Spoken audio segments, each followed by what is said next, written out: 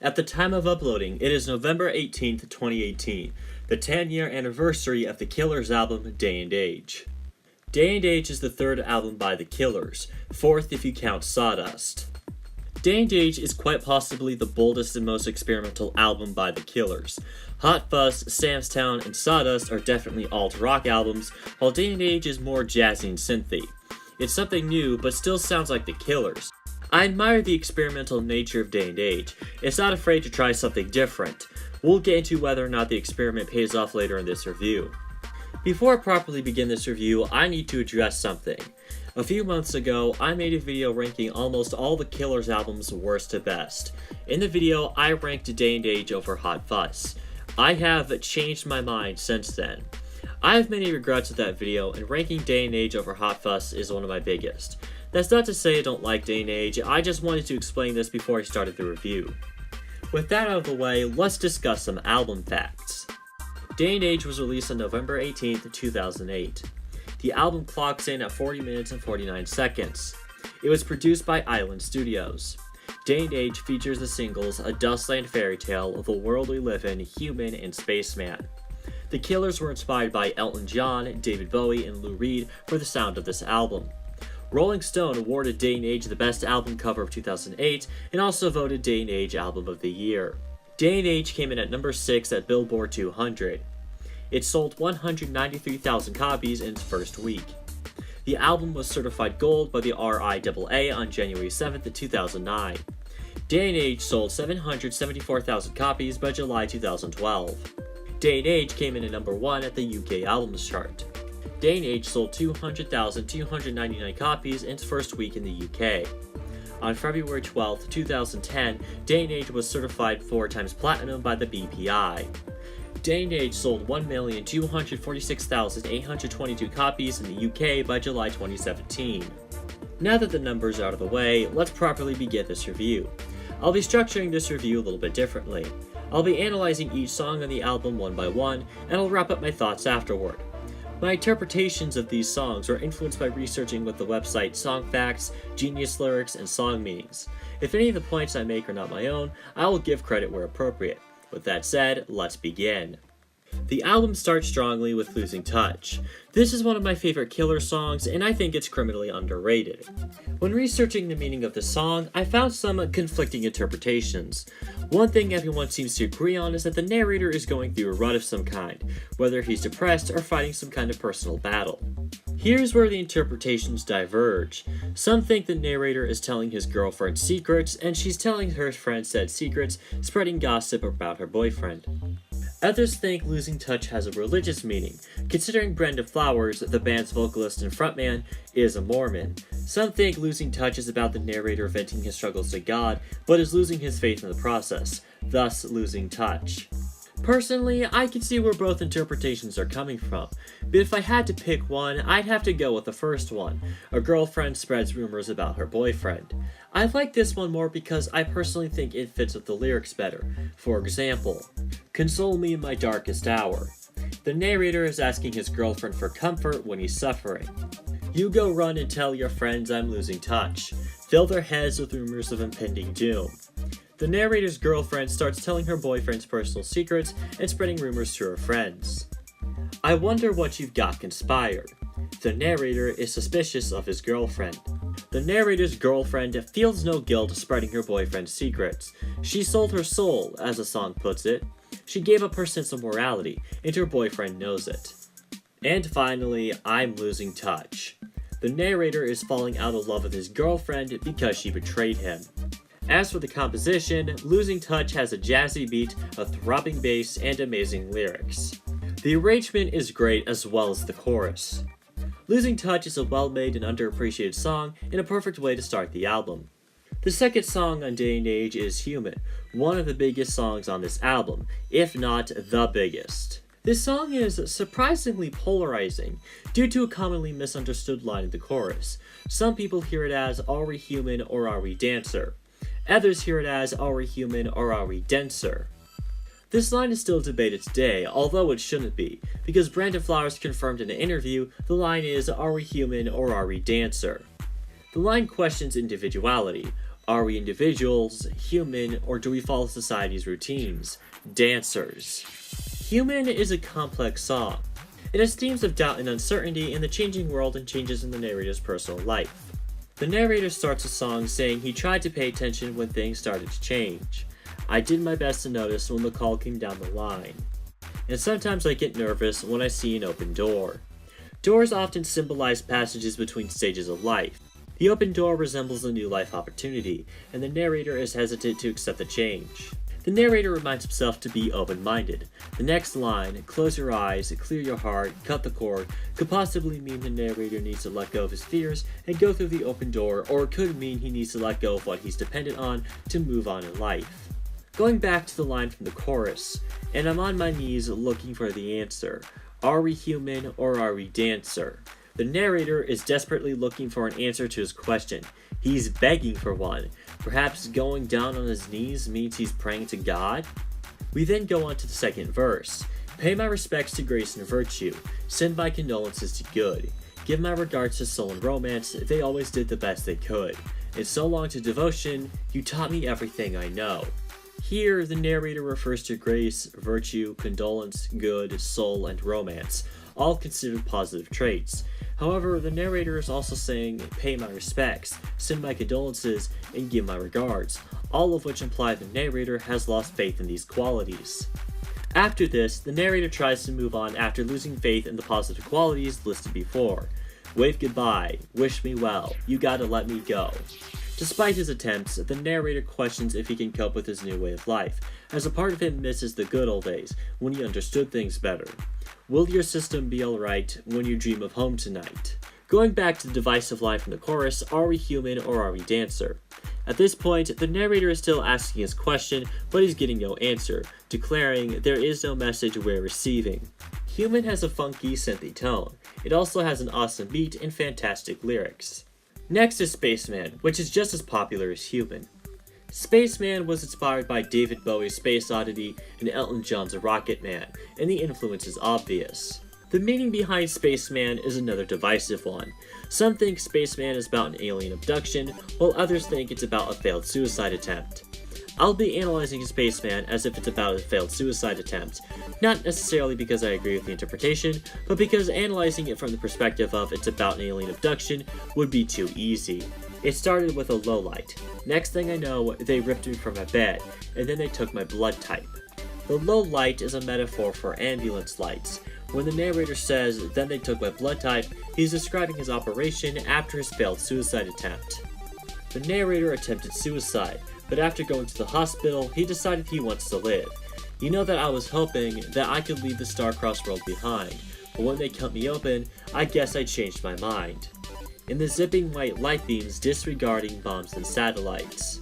The zipping white light beams are lights being shined in the narrator's eyes by a doctor. The narrator's suicide attempt failed, so it wasn't aired on the news, so no one cares about it. And the public don't dwell on mind transmission because it wasn't televised. The lines in the chorus are a bit more complicated. The Star Maker says it ain't so bad. The Dream Maker's gonna make you mad. The Spaceman says everybody look down, it's all in your mind. The Song Maker could be a metaphor for optimism, God, or a teacher. The Dream Maker could be a dreamer, Satan, or a naive optimist. The Spaceman could be a realist, the narrator's inner creative who can't be satisfied, or the ideal version of the narrator. Despite the dark subject matter behind Spaceman, this song is upbeat and fun to listen to. Spaceman continues the synthy sound established in Losing Touch and Human. One could easily dance to Spaceman, and it has a funky bass in the bridge. Next is Joyride. In an interview discussing Joyride, Brandon Flowers said, somebody told me it's very disco, but I think it's harder, more modern. A popular interpretation of the song is that it's about a man picking up a prostitute, and I agree. When the narrator says burning with desire, he's basically saying he's horny. Eventually, the narrator finds a prostitute willing to have sex with him, and she was on the sidewalk looking for a nightlife. Pull up to a motel, vacancy was buzzing. The narrator and the prostitute have found a place to have sex. However, there's an atmosphere of unease to the whole thing. There are demons at the door. This is all new to the narrator. He's never picked up a prostitute before the events of the song, which is why he says, a place you've never been before. There's an underlying sadness to the song, however. The narrator is hooking up with a prostitute just to get his mind off of something making him feel bad, as he asks her, "Take away my pain." The narrator wants genuine love, but he's not going to get it from this girl. He asks her, "Why don't you kiss me?" Despite the adult and sad story behind Joyride, the song is funky and jazzy and has a tropical sound to it. Joyride has a pulsating bass line and a sexy saxophone. It also has one of my favorite lines written by the Killers. "There's something in the distance, a glorious existence." Joyride may not be the best song on Day and Age, but it's still pretty enjoyable. Next comes another one of my favorite Killer songs, A Dustland Fairy Tale. Dustland stands out the most on this album. Brandon has said that A Dustland Fairy Tale is the most like Sam's Town, and I agree, but it still fits on Day and Age regardless. A Dustland Fairy Tale is about Brandon's parents, specifically how they met, their struggles as a couple in the past, and what they were going through when the album was being recorded. Brandon has said it's an attempt to come to grips with the fact that they're getting older. This track wastes no time to tell a story. A Dustland Fairy Tale beginning, just another white trash county kiss. This is the start of how Brandon's parents met. They both lived in a trailer park where they met and fell in love. We then reach the chorus. Saw Cinderella in a party dress, but she was looking for a nightgown. I saw the devil wrapping up his hands, he's getting ready for the showdown. Cinderella is a metaphor for Brandon's mother, who was diagnosed with cancer while the album was being recorded. This line can imply her acceptance of her fate. The devil represents Brandon's father, who used to be an alcoholic, thus the devil comparison. Getting ready for the showdown is a reference to Brandon's dad's aggressive behavior after heavy drinking. Due to his father's alcoholism, no one thought Brandon's parents would make it work. Hoping it would work is like betting on a pawn in chess. It's foolish. I got my money on a pawn tonight. Despite everyone's doubts, Brandon's parents made it work. When Brandon was 5, his father became a Mormon, his wife's religion, and stopped drinking to fix his relationship with his wife, and Brandon's mom always had faith in him. A change came in disguise of revelation, set his soul on fire. She said she always knew he'd come around. Castles in the sky sit stranded, vandalized. The drawbridge is closing. The castle in the sky is a metaphor for the happy relationship between Brandon's parents. However, the castle is stranded and vandalized, implying there's some damage done to the relationship. Perhaps it was caused by the cancer diagnosis. The drawbridge closing could be a metaphor for Brandon's mom's mortality, about how she will soon die. The chorus repeats, then we get this line, I threw my money and I ran away. This is a callback to the line, I got my money on a pawn tonight. Brandon's parents won the bet, but the cancer diagnosis threw things off balance. Brandon and his father seem to have lost hope.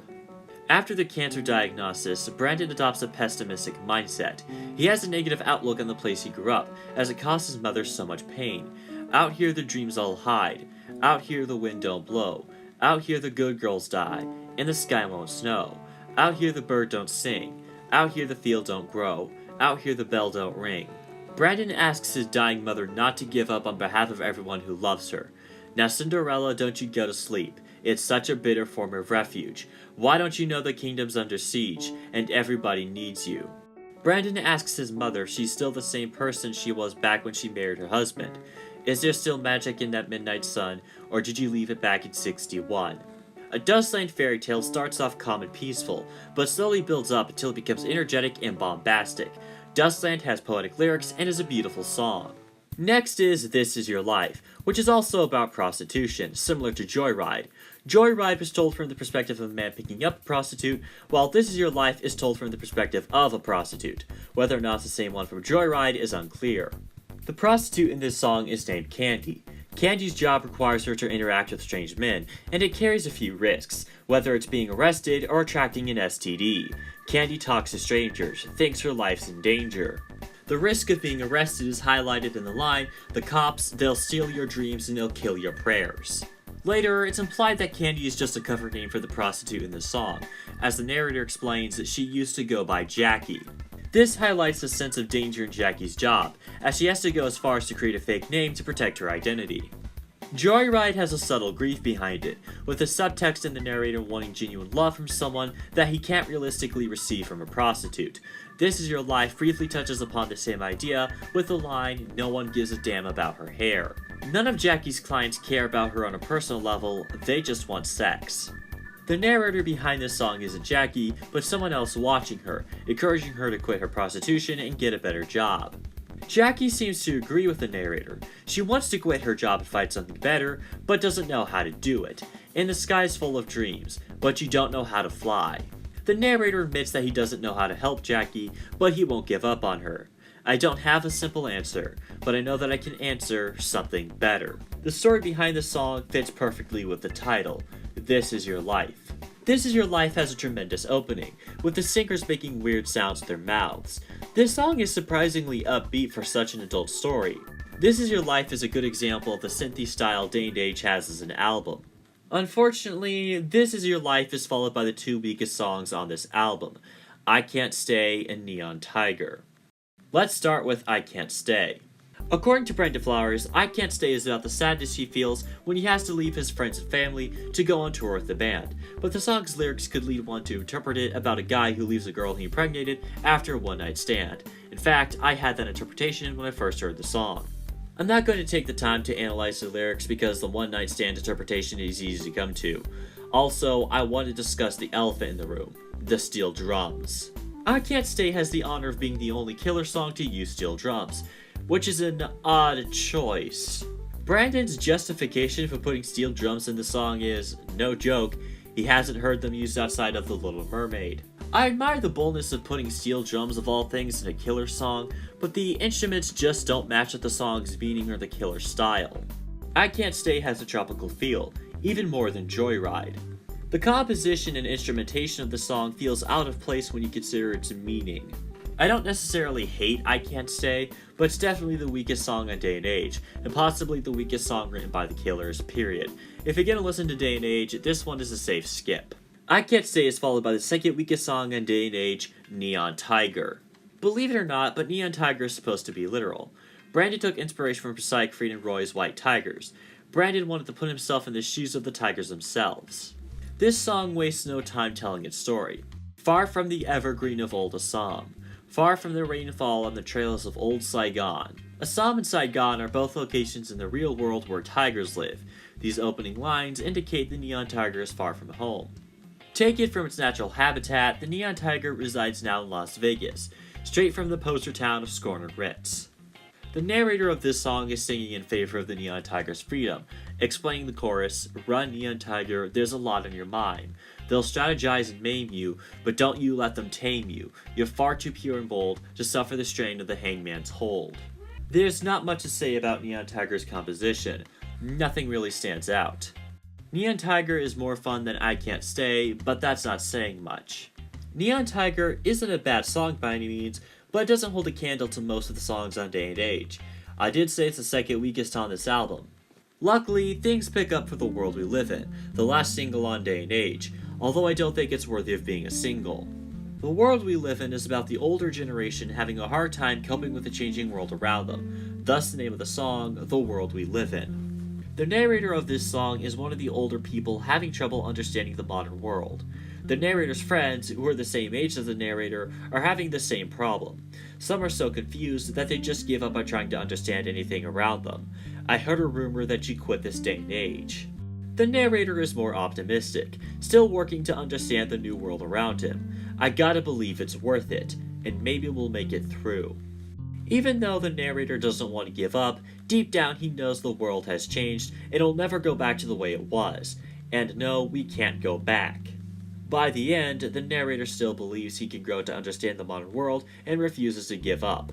I know that we can heal over time. The World We Live In is another synthy track.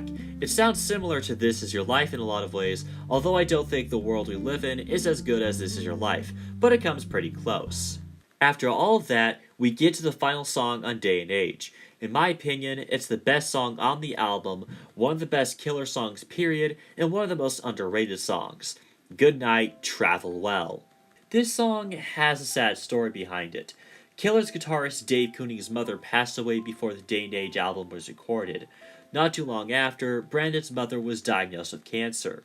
Good Night, Travel Well was written by the band members to cope with the pain they were going through at the time. Good Night, Travel Well is about coping with the death of a loved one. When I first heard Good Night, Travel Well, I mostly dismissed it because of how dark and slow it is. When I heard the story behind this song and learned what it's about, I began to appreciate it and it slowly became one of my favorite Killer songs. The narrator of this song is coping with the death of a loved one. The song starts off pretty bleak, with a pessimistic chorus where the narrator basically says there's nothing he can do about the current situation. There's nothing I could say. There's nothing I could do now. There are extremely subtle religious undertones in Good Night, Travel Well, one of the first ones being, and all that stands between the soul's release, this temporary flesh and bone. Here the narrator is saying life is temporary. The soul's release is a reference to the soul leaving the body and ascending to heaven. The narrator's grief gives him a cynical mindset on life. Every time you fall and every time you try. Every foolish dream and every compromise. Every time you fall and every time you try is a comment on failure, while every foolish dream and every compromise is a comment on naive optimism. This is immediately followed by the narrator remembering his loved one, but in a painful way. Every word you spoke and everything you said. Everything you left me rambles in my head. The song then quotes a line from the famous Twinkle Twinkle Little Star, which serves as another religious reference, up above the world so high. The soul of the narrator's loved one is now in heaven, which is up above the world so high. Despite the fact the narrator knows his loved one's death is irreversible, he still wants her back. Stay, don't leave me. The stars can wait for your sign. Don't signal now. Within time, the narrator grows to accept the death of his loved one and wishes her a good trip to heaven, as Brendan exclaims, "Good night, travel well." Good Night, Travel Well is dark and slow, but not without purpose. It has a bleak atmosphere, but builds up and becomes more dynamic, without ruining the message of the song. Despite the song's depressing tone, it still has a happy ending. However, I would recommend you only listen to Good Night, Travel Well when you're in the right mood. Hell, I felt depressed by the song just by taking notes on it and writing this part of the script. Good Night, Travel Well is the masterpiece of day and age and is a flawless way to end the album. So, that's it. The last song. We did it. We've gone through the entire Day and Age album. It's now time for my conclusion. When taking notes on the songs for this review, I noticed recurring themes, tying Day and Age together as an album. Day and Age seems to be a comment on this day and age, and the band's attempt to adapt to the changing world. Think about it this way. Losing Touch and I Can't Stay are both about non-loyalty in relationships. Human asks deep questions about societal standards. Joyride and This Is Your Life are about prostitution. A Dustland Fairy Tale is about Brandon Flowers' parents and how they're growing older, and Brandon's attempt to cope with the fact. Neon Tiger comments on animals and entertainment. The World We Live In is about older people struggling to understand the new world they inhabit. Good Night, Travel Well is about coping with the death of a loved one. Day and Age has themes of the evolving world, struggles in relationships, coping with change, and morality in modern society. In an interview, Brandon said he's not sure why he named the album Day and Age, but if we take a look at another interview, we might get the answer. When discussing Human, Brandon had this to say about the song. I'll say it's a mild social statement and I'm leaving it at that. I don't want to be a preacher. The devotion part, I think of my parents being married for 45 years and how that's a dying thing, and I'm trying to hold on to some of those things. I'm very old-fashioned, I guess, and the older I get, the worse it is. Does any of this sound familiar? A mild social statement? Human? I think of my parents being married for 45 years and how that's a dying thing. Joyride, A Dustland Fairy Tale, This Is Your Life. I'm very old-fashioned, I guess, and the older I get, the worse it is. The world we live in? Maybe Brandon called the album Day and Age because he subconsciously knew the recurring themes of the album matched with the title. The themes of Day and Age are well realized, consistent, and tie the album together. Now, does the experimental nature of the album work? Kind of. I admire how the Killers are bold enough to experiment with an album like this, but not every single song is a hit. If you are paying attention at the beginning of the video, then you know I discussed ranking, but I want to establish where I officially rank this album. Day and Age is the band's second worst album and the fifth best. My official ranking, worst to best, is Sawdust, Day and Age, Wonderful Wonderful, Hot Fuss, Sam's Town, and Battleborn. As a complete album, Day and Age is meh. Only 3 songs on the album are my personal favorites: Losing Touch, A Dustland Fairy Tale, and Good Night, Travel Well. Most of the songs on this album are good, but they don't have the impact of the 3 songs I listed or better songs on other albums. Day and Age may not be the best Killers album, it's nowhere close to being as good as Sam's Town or Battleborn, but still decent enough. I give Day and Age a 7 out of 10. To finish off this review, I'll provide a ranking of all the songs on Day and Age from worst to best.